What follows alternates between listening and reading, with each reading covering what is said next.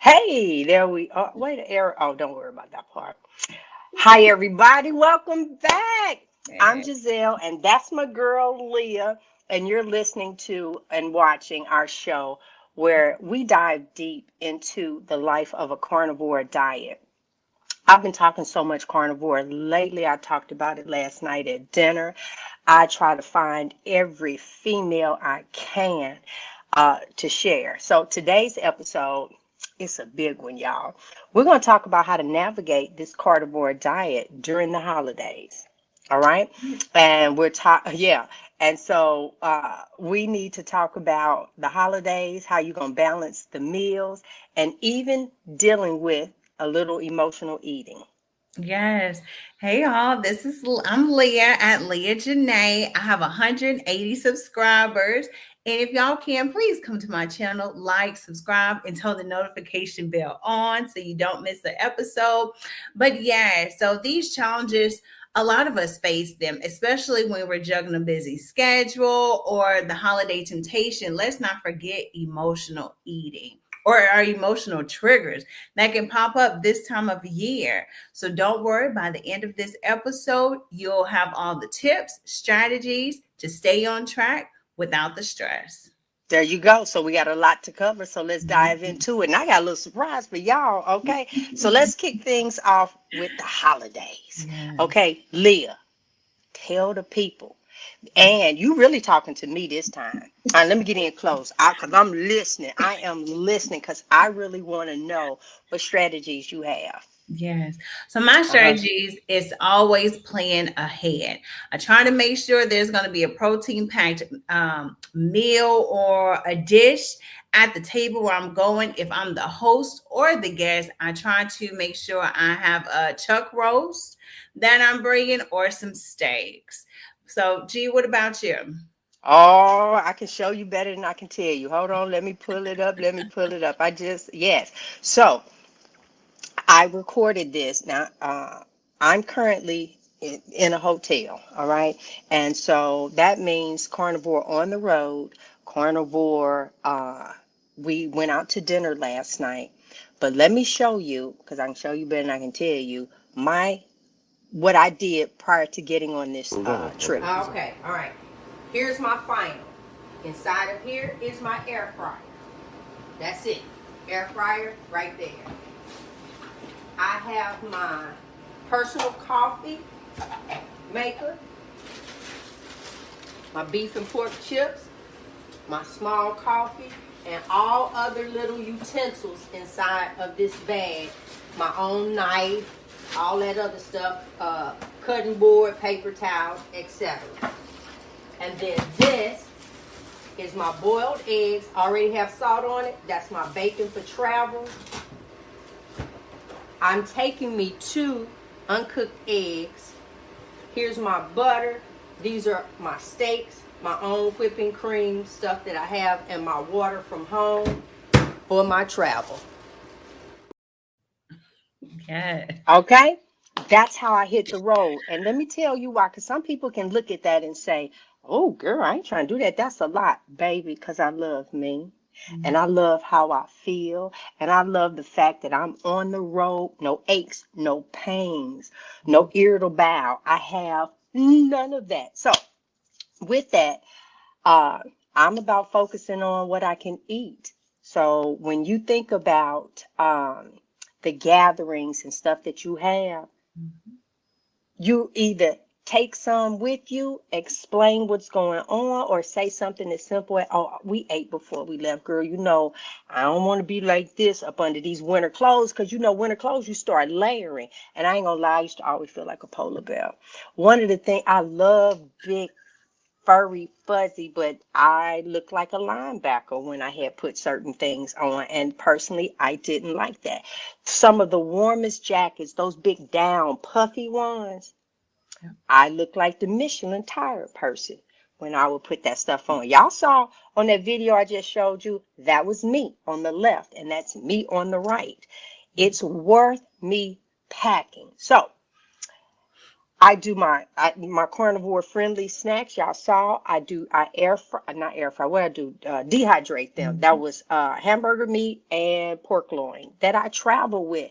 This way of eating and living is just worth it to me. So, Leah, how are you handling the dessert temptations? Now, for dessert temptation, it's always best to be full on meat and fat. That will help you the most. But if you still have that little sweet tooth or you're still tempted, a good cup of black coffee, I call it my butter coffee, but black coffee What with, you put in it? Tell the people what you do to your yes, coffee. with some butter. You could put you some iodine, some salt, and some collagen. And if you want to be fancy that day, you can add you a little heavy whipping cream. And some people do the element or the salty flavor, put a little bit in there, and that will be a treat. And that will help you not feel deprived and eliminate that temptation. Yeah, it's like people don't even understand that it really is that simple. So just think, some of y'all go to Starbucks, and I, I'm not lying. When I went in Starbucks, because that's not a place. First of all, I didn't drink coffee like that. I went in Starbucks and I was overwhelmed. I'm listening to people ordering dot dot dot dot dot, and they writing it on the cup, and I'm looking. I'm like, what does that taste like? And well, I just know regular decaf coffee. What should I put in it? I'm looking at the people. I'm like, I just want some coffee. That was just overwhelming for me. And then they went with the lemonades and and Mhm. you just pumping your body and wondering why this body is hurting. So, side note, went out to dinner with a couple last night. I will mention no names, but it's funny because we did share what it is that we're doing. And then it was time to get up because we hadn't seen the couple in a while. We had sat at that table, I know, a couple of hours, right? What normally happens when you sit for a while, when you're a little old, that stiffness gets in. Mhm. So Frederick and I just popped on up out the seat, and then they had to come out the booth, right?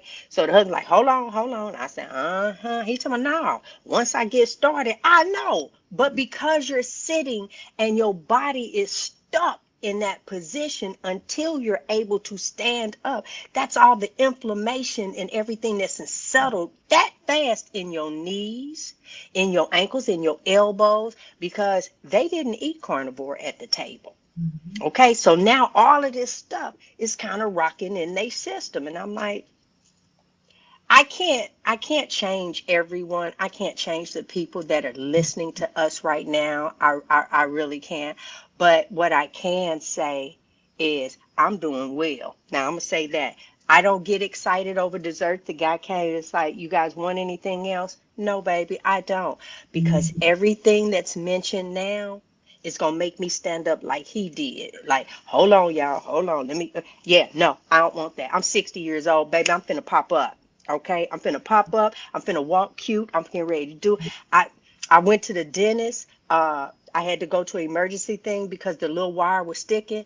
Baby, the seat was all the way back, and she said, "Let me know how that feel." Girl, I sat up and jumped up. She was like, "Wait, I'll let the chair up, baby. You might let the chair up for the other old people. That I don't need that. I don't need that." And I know that's I don't need that. So when we're talking about them desserts, I really still had to get that in. I, Mhm. I don't do. So, Leah, how do you handle those food traditions that don't fit in? Because let's think about it. The holiday, come on, sweet potato pie.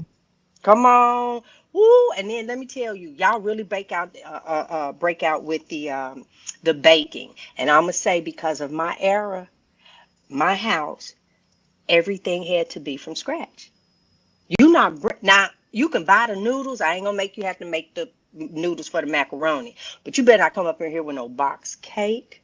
You better not come up in here with no box macaroni and cheese that you tried to do. Mm-mm. All right, Leah, what about you? So, wait a minute. I know there's a question up in here somewhere. So let's just talk about the emotional eating. Let's Mhm. start with that. All right. So with emotional eating, sometimes so many of us struggle with it. And especially during the holidays. So, G, I got a question back to you. Okay, go What do you ahead. think the biggest triggers are for people with emotional? Mm. Emotional. So this is the time I think that we get caught up with. getting everybody a little gift, right? Mhm. And so that's going to have you out and about. And they have the cutest gift sets. The people knew what they was doing by putting that cute mug with the hot chocolate and all the little things that they could turn around. They put all the cookie pans. Baby, they didn't make. I'm gonna tell you something. What's the name of that candy? With the gold around it. Come on.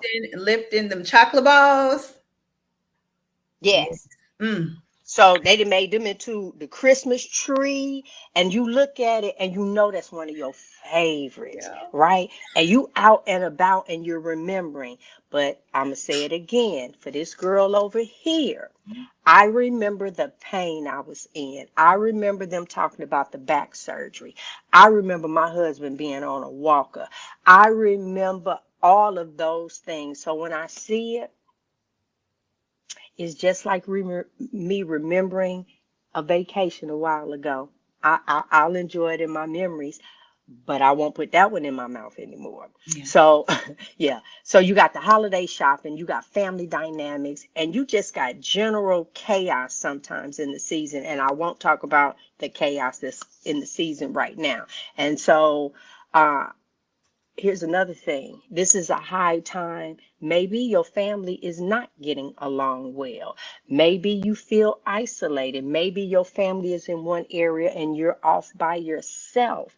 So boredom can sometimes, you know what, get that little thing of ice cream. Y'all know how y'all get that thing of ice cream and put it in your mouth, the spoon upside down, where you done turn around, you licking it on like a lollipop. Mhm. Honey, been there, done all of that. Yeah. What triggers do you see, Leah, for you in your life? I see social pressure. That is a big one. Being around family who might not understand why you're eating this way, it can feel isolating at times. That's why I always try to remember why I started this journey. So G, I have another question for you. What are some of your go-to strategies when you feel triggered to eat emotionally? Okay, so that y'all don't let me come across as perfect. All right. Food is not my issue. Okay. Because at dinner last night, I had a margarita on the rocks. I did. I ain't drink the whole thing. Because sometimes you do just have those moments. But let me show you what happened with me. Mhm. Alcohol doesn't affect me immediately. It will bring up, if I continue to do it like 4 or 5 days in a row, depression will set back in. And a lot of times they say, yeah, alcohol depressing. No, it's the sugars inside of it that's doing the depressing. The alcohol is fine. Okay? All right, I'm trying to tell you. So, with that, last night I participated. So I guess you can say I gave in to a temptation. It was it was before the guests came. It was Frederick and we did a little cheers. I didn't want to do a cheers to a glass of water. I just didn't. I'm on vacation. I will say no to candy, cake, cookie, chip. I'm gonna say no to all of that. But I enjoy. I enjoy sipping on my little Mhm. margarita. So I don't want people to think that I'm coming on and saying to you, okay, I'm gonna need you to come on and be perfect. I'm saying to you, think about what you are putting in your mouth. Think about what change that you want to turn around and make. If I can get you thinking about food, I've already won. My job with you is over because you're thinking about it. So now when you make that plate for the holiday and you're looking at the stuff and you already knew before you came to the table that you diabetic, high blood pressure, all these other different things, some little things going on, got a little swelling in your feet. Ooh, girl, I done sat here so long, my toes got swollen. No, that doesn't happen to me. I used to travel trying to keep my feet elevated because all of the swelling went down. That doesn't happen anymore. And I keep trying to tell people it is the food. It is the food. So I focus on my own little distractions. For me, right? One of the other things, you can get distracted by contacting a friend. All right. Uh, if I wanted to, I can stop and drink a cup of bone broth. All right. That'll give you still some comfort. So there are some things that you can do. Keep in mind, dairy is animal as well, as long as you're getting the right dairy.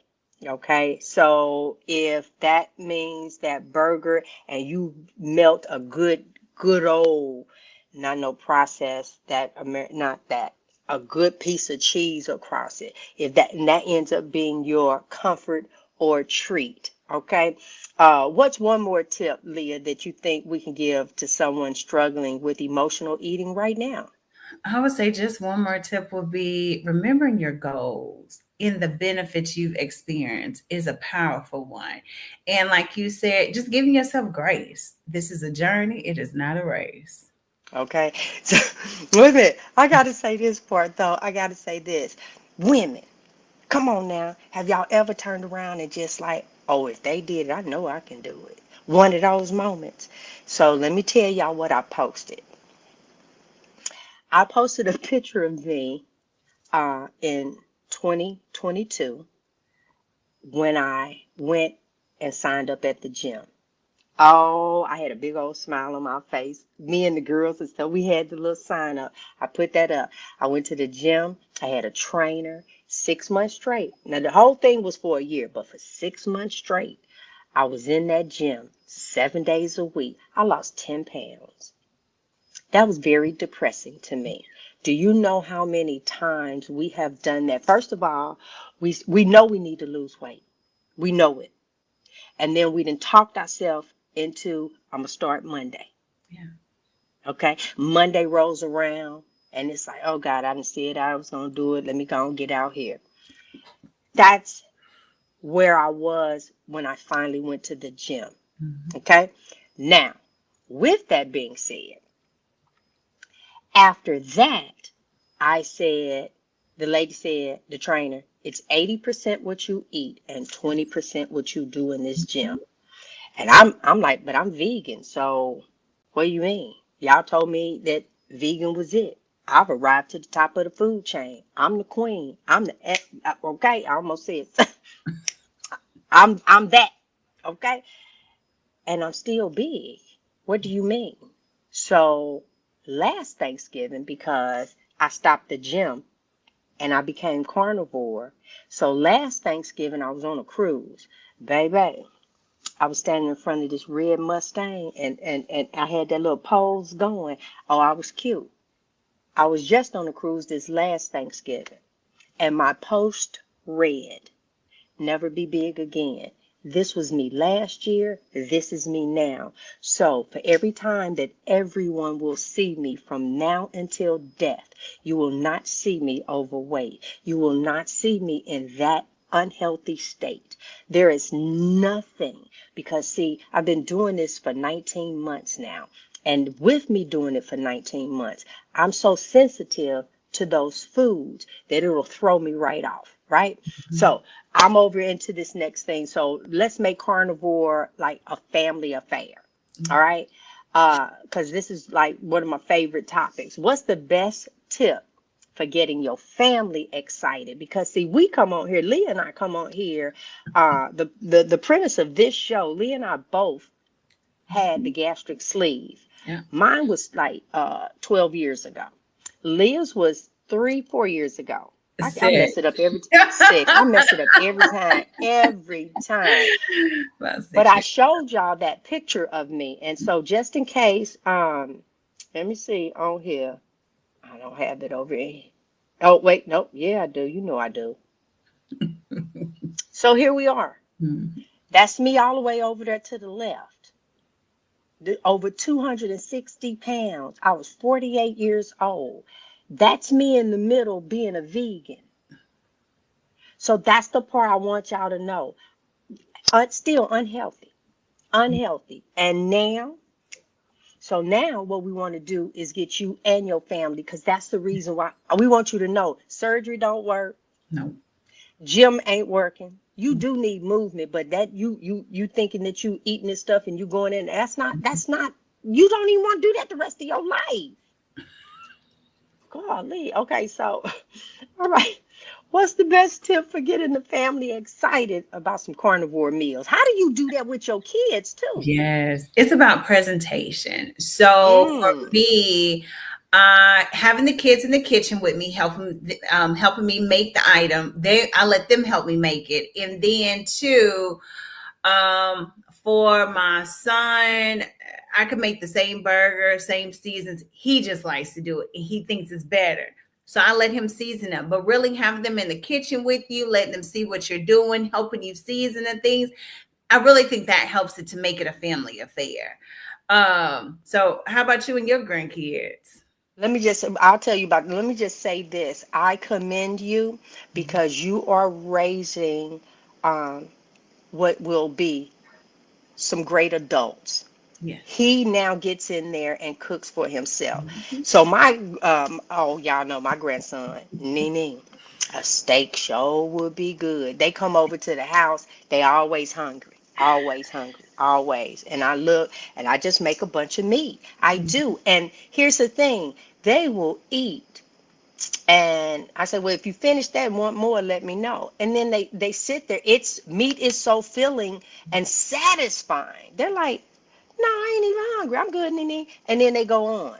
So they not in the kitchen doing anything. They come over to they Nene house, and just like if y'all went to y'all big mama house or grandmama house, you wasn't trying to do. But let me tell you, bacon is always a hit, right? I really don't get them involved. I used to get them involved in the cooking process when we were eating the standard American diet because you're going to know how to feed yourself. Right now, I don't let them because you ain't finna mess my meat up. I'm just being true. You do that at your house. I'm just being truthful with the people, okay? Um, but the quick things is some meatballs. Listen, if you guys make meatballs, put them in the freezer real quick. Put them in the freezer and then put them in a bag. They'll stay separated and not kind of mend to one another, right? Being in the kitchen is a great way to bond. Most of us even think about that with our grandparents and everything. So, Leah, I know you have some picky eaters. How do you handle them? Being Especially your son, girl. Yes, yes. Lydia is no issues. That is a different story, but being patient and persistent. So with him, even if I'm thinking about trying a new dish, I would say, "Oh, I've seen it on for this person channel." I'll just hype it up. It looks so good. We should try it. And it may still be a bummer, but at least he was interested in trying the item or the dish. And I'm like, "What you think we should do next time with it?" Or just try to really hype it up to really get him involved in it. But it can just be impatient. Yes. Yes, it is. It is. But let me say some things that you can have if you like know they're coming over. You can do a pot roast in a slow Mhm. cooker, some roast beef, different things like that. I love doing that for them. Now, when I watch my grandkids eat and they eating from my house, well, I know that it was prepared. I just added some time to their lives. I'm not kidding. Let me tell you something. When you look, I'm talking to the grandparents out there. First of all, your grandkids are, because you're wiser, they are an extension of your children where you get to make different choices for them. That's why they all across TikTok and everything tell my son, my mama did have McDonald money when I grew up. Now all of a sudden she got McDonald money, Burger King, got all the money because the grands are in the car, right? We know. But in actuality, we're wiser now.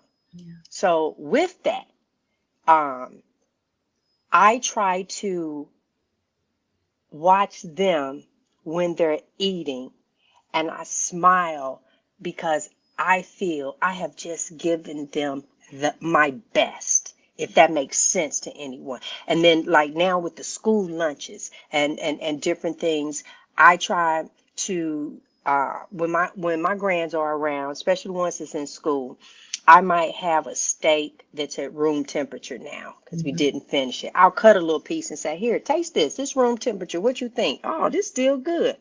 You gonna take that to lunch. That means you ain't gotta heat it up. I ain't say it, but then Yeah. what I ended up doing later, I said, you remember when you had that steak and you said it wasn't bad? So I put you some extra in here. Bacon is always good cold.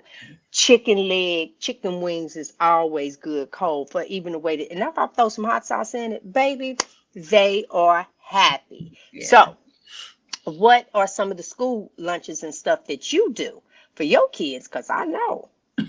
The Well, school man, lunches, I do. My main two is beef sticks. He loves them. It's easy to go for my purse. Even Lydia likes them. And then we just started doing smoked salmon from Aldi's. Oh, it's good. And he's been loving it. I said, oh, you're not taking one today tomorrow. No, I'm just trying to save a few. when we get home, I know. Yes. But it's good. It's already prepackaged, everything. He just puts it in his backpack and go. So yeah. I like the fact that you give the kid. See, that's another thing. Here is your selection Mhm. of what you can pick from, and your kids go and it's like I'm put one of these and one of these and one of these over in the bag. People have to also understand that. Like someone even in here might say, that ain't enough for your kids' lunch. Just think about sometimes people, you skip lunch. Yes. Adults, you guys skip lunch. And but I know without a shadow of a doubt, because I done seen it, the dinner that she ends up preparing for her kids. Honestly, you just really need one really good meal. So Mhm. whatever else she's feeding her kids before they go, some bacon, eggs, sausage, whatever, they have a light lunch so they're not getting veered off. You not pumping sugar because that, Mhm. hey, parents, you got them calls because you done pumped your kid up with sugar. Yeah. Carbs and sugars show up in your kids as ADHD Mhm. and ADD. Okay, I'm just letting you know. And a lot of the kids that's on the spectrum, it has so much to do that their body is rejecting sugar early. Try removing it and see that you don't get some different kids. So remember that none of this is all of this is about progress and not perfection. So today we really try to share some things and some equipment for your mindset of how to handle this. I even showed you guys the video of how I packed for this trip that I'm currently on. That wasn't something else. That is where I am now. I have my steaks out there getting at room temperature. I have my personal air fryer. That means when I put it in there, I'm not getting a lot of aroma. That fan is whipping it and holding it in. So I did nothing is going off in the hotel. So listen, it is what it is, and this is what we need to do. So remember, it's about progress and not perfection. Yes, exactly. So take it one meal at a time. Don't forget to enjoy the journey. If you found today's episode helpful, be sure to like, subscribe, and share with someone who could use a little encouragement for this season. And I just want to shout out everybody that's on here. We Go got ahead, girl. we got Lucy, Phyllis, we got Robin, and Miss Deborah. Thank y'all so much for tuning in this episode. Yes, yeah. No, and there are more, but y'all put in a comment. So we Yes. do like. Thanks for spending time with us. We're here to support every Mhm. step of the way. If you have some additional questions, you can drop them over in there. But if not, you will see us next week. Same channel, same time. Yeah. Until next time, we're going to do what? Keep it simple, keep it healthy, and keep Yeah. it carnivore. Yes, ma'am.